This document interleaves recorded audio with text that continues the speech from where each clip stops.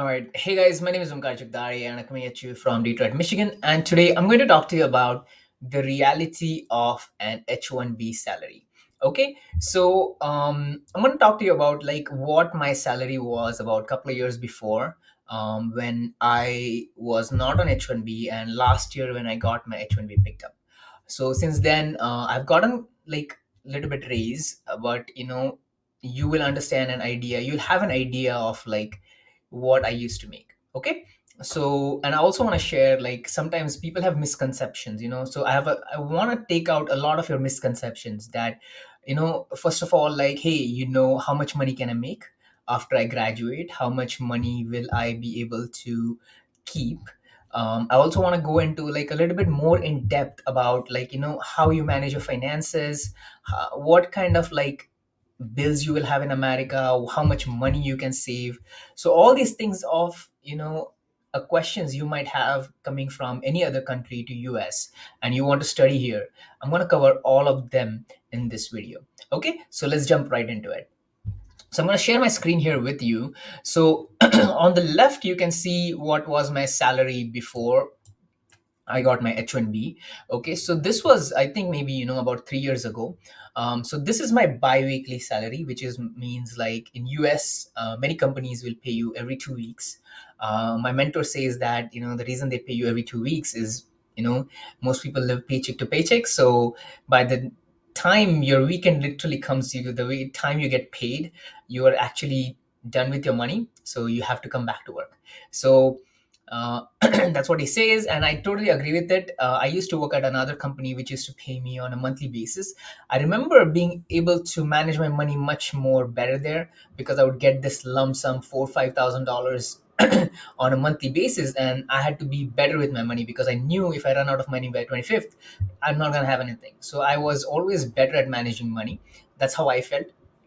But let's talk about this. Okay, so every 2 weeks I used to get $2,500. So now let's do a calculation here and see if 25 39. Okay, so if you get paycheck every 2 weeks, that means you're going to get 26 salaries because there are 52 weeks in a year. So multiplied by 26 is my salary at that time was $66,000, which is actually true.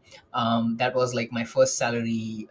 That was actually 3 years into civil engineering career, folks. I have an undergrad, I didn't have a master, so but still I feel like that was really good income for somebody with just like 1.5 years of experience about 3 years back.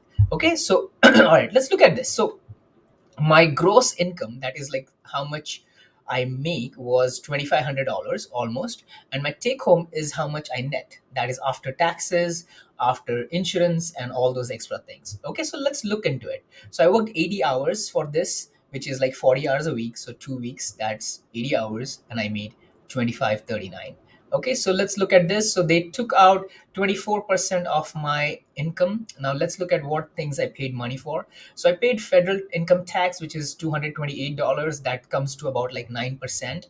And then I paid Michigan tax, which is my state where I live. That's about maybe you know around 3 to 4% if you see that. Uh, then I paid Detroit tax, which is like I work in Detroit City, but I don't live there, and that's why they charge me some money. And then then comes your medical and insurance and stuff like that. So my insurance per month just for like my body is about $72 every 2 weeks. Okay, this is not per month, this is every 2 weeks, so $72. Then my dental plan is about $15. So we have options to choose like an okay dental plan or a better one. I chose a better one. I don't have any issues, but I just wanted the best one I could, just in case. Then this is my 401k. At that time, I think I was putting about just maybe, how much is that? 5%, just 5% of my income into 401k. I had just gotten started. My mentor had just recommended me to get started to see how it works. So I'd just gotten started. So they don't charge you tax on this. Okay. So basically, this is pre tax money.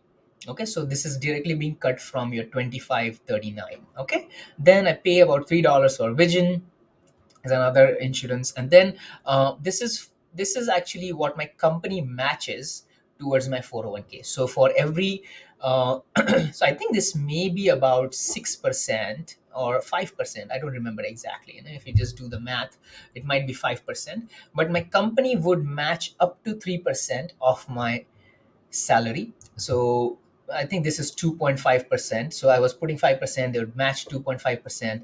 So this is free money you get from your company. So make sure, that's what my mentor told me. My mentor told me, hey, this free money, go for it, get it. And I'll be honest with you, that's the best decision I had made, because without even doing anything, like just having this money going into an account of my 401k, which is an investment account, it's kind of a retirement account for yourself, but you are funding it.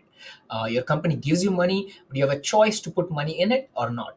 You can put up to 35% of your income, up to maximum $19,000 a year, or you can choose to put nothing if you want. So that's it. If you just want more pay, take home money, you can choose not to put this. Okay, so basically, if you really see, uh, this is free money. This doesn't count in this. But if you really see, I was like, almost paying 25% of my income towards taxes, insurance, and just random stuff, folks. So basically, that's what happens. So sometimes you'll feel, oh, I'm gonna make $100,000 salary. Hey, you know what? Right off the bat, you're gonna make, if you're an OPT, you're not an H1B, you don't have to pay two taxes. Number one is federal, sorry, social security tax, and there is Medicare tax. Medicare is another some type of insurance they have. So social security is government retirement plan. It's kind of a scam in my opinion, but you know what, let's not talk about it. So here's what happens. uh, no matter what, who you are, you might live in a state which is like maybe non-income like some states don't have income taxes. They have federal tax but no state tax. Like for example, if you see Michigan income tax here, they don't have that. States like Texas, Nevada, Florida, there are some states which don't have that. So you may end up making a little bit more money, but they have other types of taxes there which takes your money somewhere else. So basically what my point is, like as a student when you graduate, yeah, like you're going from literally making maybe 500 $600 to making maybe, in my case, I was making about $4,000 on a monthly basis. That was about 3 years ago, and that's a lot of money, to be honest, when you're getting into career. Now if you really see, $4,000 when you're graduating, that's a lot of money. Okay, and if you're good at managing your money, you will have more savings and you will be doing well in America. Now this is the change I want to show you, what happens when you get your H1B. Okay, I'm going to circle back to like living expenses and stuff like that later on, so we'll talk about that. Okay, all right, let's go into after H1B. Now, can you imagine? So, I got my H1B about last year. I had gotten raises around that time. My income had grown. So, let's look at this. So, I was making, let's say, 3048 multiplied by 26. So, all right. So, if you really see, man, $79,000 at that time, I'm kind of shocked. I was really making that much money by that time. Okay, let's look at this again. 3048 multiplied by 26. Oh yeah, so I was making 79 at that time. So kind of surprised there, to be honest. I did not know that. All right, so that's good money for Michigan. Making like 80 grand in Michigan is about making like 120, 130 in New York City. In California, maybe even more. There is like a nerd wallet website. You can go there and see how much money you can make at different places to afford the kind of lifestyle you want to live at different places. Okay, so how much money you need to make in Michigan so that you can afford the same amount of lifestyle in like New York City or somewhere else. Okay, so let's look at this. All right, so I got my H1B, and man, I was super happy. It took like literally, folks. My journey has been really like different. It took me about 9 years to get my H1B because I had to go through a lot of hoops. I did my undergrad in US, like I said, and then I had to work for 3 years. I didn't get it to my H1B. I had to go back to masters, and while doing that, I took CPT, and I got my H1B after that. So after 9 years of happiness, was what they did. So when I was paying 25, now they started taking 40% of my taxes, almost. So let's look at that. I'm making about $3,000 a month, and guess what? My income is 1893, which is actually, hey, less than what I used to make 3 years ago. And how did this happen? So so let's look at this. So Now they're taking 40% of my income. So where did things change? So if you really see, the federal tax is $270. It increased because I started making more money. Then my social security tax, this is the tax I was talking about. This is kind of a US retirement. They put money into this account, and then when you retire, when you're 60, 65, you start getting money out of it, like two, three, $4,000, depending upon how much you are putting in, you'll get that much back. Federal Medicare, it's kind of a insurance also, like maybe, when you retire again, you need insurance. So that's something like that, what it is. Honestly, I'm not looked into it much detailed. Michigan income tax, I started paying more again. As much more money you make, the more taxes you pay. And so Detroit, again, about 1.5%. So if you really see, just look at my taxes, folks. Like, I'm paying five different type of taxes just here. And if you really see, that's already like 270 plus 180 plus 40, which is like what, let's say 300, 300, 480, 500, 600, and $630 already. So I'm already paying like 20% of my tax money to the government. Long live America. All right, so then let's go into my insurance. Insurance really didn't change in last 2 3 years. So insurance is that much. My dental is 15. Again, the best dental plan I have. Then you can see, this is where the things change. I started learning more about investing. I started learning about how to take more advantage of your money and how to have more money towards your retirement. Okay, so, and I wanted to invest more of my money. So what I did, and I listened to my mentor. He's a multimillionaire. He has better brain than me. He manages his money much well than me. So I learned from him. So he said to me that, Omkar, what you want to do? Your eventual goal is to put 15% of your income into a 401k and forget about it. You live your life as if you're never going to touch this money. And that's the gift you give yourself by the time whenever you retire. Now, you can actually take this money, and if you think you're good at investing, you can do it yourself. But I like passive investing, which is like, I don't want to look at that account ever, and I want to be able to just look at once in a 3 months, once in 6 months, and I just want to see number growing there. And that's what happened. So within 2 3 years, I've been looking at it. My account is already 30 40 thousand dollars. So 30,000 to be accurate. And that's just been like me putting like $300 400 every 2 weeks. And not only that, my company, if you really see here, go down, my company also matches me up to 3%. So I put about 12% and they give me 3%. So that's fine. That's $450 every 2 weeks, which is like $900 going into my 401k account every month. That's good money, folks. Like, if you're able to save that kind of money before taxes, so that's an advantage to have. And you can always borrow towards it. For example, you can see I took a loan for about $5,000. So I had to pay my master's tuition fees. I didn't had 5 grand, like, sitting in my bank account. I mean, I didn't want it to dip into my savings at that time. So what I did was, like, I had this 30 40 thousand dollars. Again, let's go back, $30,000 in my 401k. What I did, I was able to take a loan against it. So what you can do, you can just go to your like account, 2 or 3 clicks, and you get this loan. It comes into your bank account any day. And I only got like a 4% interest on that per year. So this is like how you can be smart about it and kind of fund yourself. So this is like having that, like, an extra source of, like, safety or security for yourself. So let's look at this. So I have, kind of like, if you see, 401k is a lot of going into it, and I'm very happy, to be honest about it.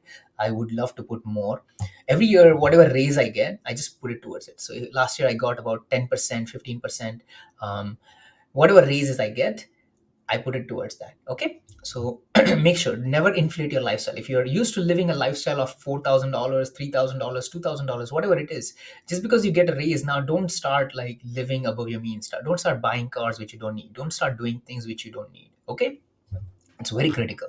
All right. So let's look at this. So, folks, if you really see, that means about 40% of my income is, like, a lot of this is going to government. 10% of that is going to my, 401k and stuff like that. So that is the reality. So even if what happens is, like, you see, there is this minimum, like, you make 50,000, 60,000, 80,000, whatever it is, there is the minimum that is always going to go. So your medical, your taxes, they're always going to be taken out.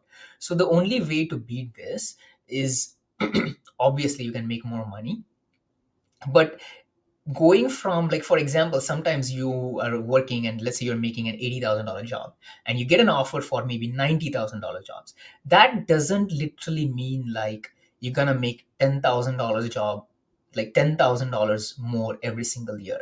No, that really doesn't mean that. So let's look at how what it really means. So if you really see, $10,000 minus 40% is about $6,000, and let's divide that 6,000 by 26, because you will get that pay in 26 paychecks. So if you really see, you're only making about $230 extra every single paycheck. So if you really see, like, $200 extra every 2 weeks doesn't change your life drastically. Like, you're not going to start buying Lamborghinis there, isn't it? Obviously it is good money, it's great money. You just give yourself about, like, if you're making like $2,000, you just give yourself like a 10% raise.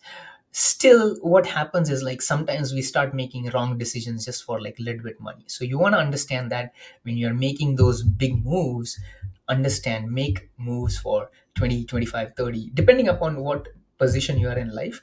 Make those changes according to that. All right, so let's take a step back, and I want to talk to you about, what this income really means, okay? And how much money you can save every single month after paying off your rent, your living expenses, and stuff like that, okay?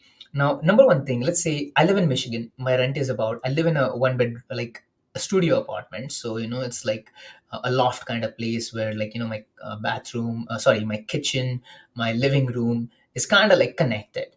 You don't have a separate bedroom.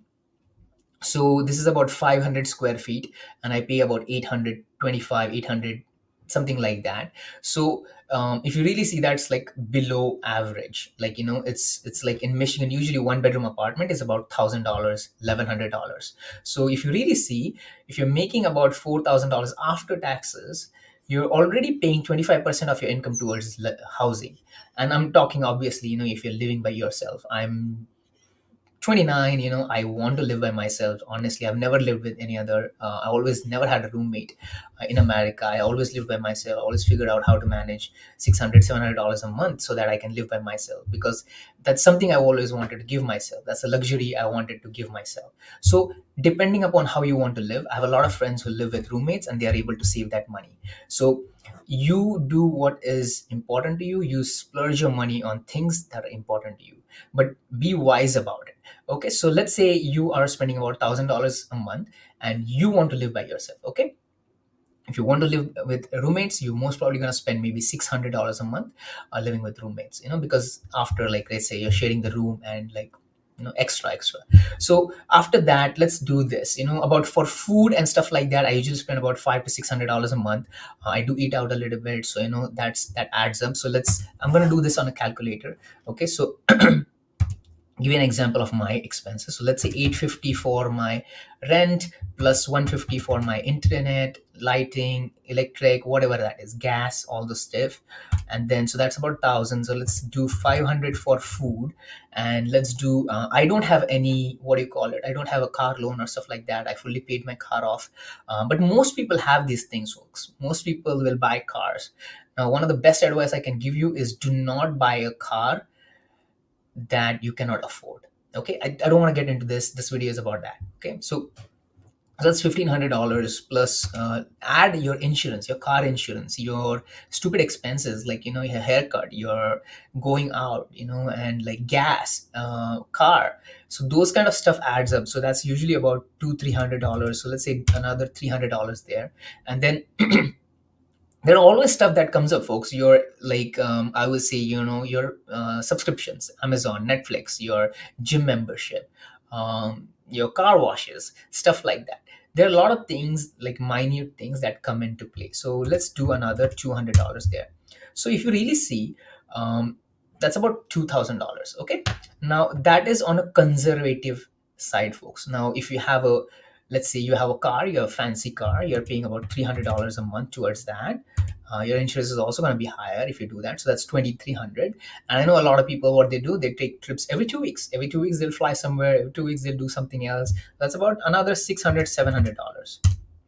So if you really see, if you live a luxury lifestyle, you're spending about $3,000, and if you're like just living a normal lifestyle, you're maybe spending $2,000. So you're actually saving $1,000 to $2,000 a month if you're living properly. You're living with a proper mindset. So this is what is kind of the reality now. At least reality of living in Michigan, okay, where I live. Depending upon where you live, if you live in somewhere, a place like maybe, let's say, New York City, if you live at a place like San Francisco, and you're still making 60 70,000 dollars in those areas, then it's going to be very very difficult for you to move on ahead in life, because the rent is higher, the cost of living is higher. When you go out for fun, it's going to be expensive. So this is where you need to make a decision that which area you want to be. And if you are going to be in like fields like tech or something like that, you'll end up making more money. You most probably make 100 100 200 thousand dollars a year. Okay, so I think that's pretty much what I had for you. I'll make another video on like the breakdown of how you manage money and what things you can do. This is just, I just wanted to give you a basic idea of how things work in America. Okay, if you have any questions, put it in the comment section. But I love making this video. I can't wait to see you in the next video. Okay, take care. All the best.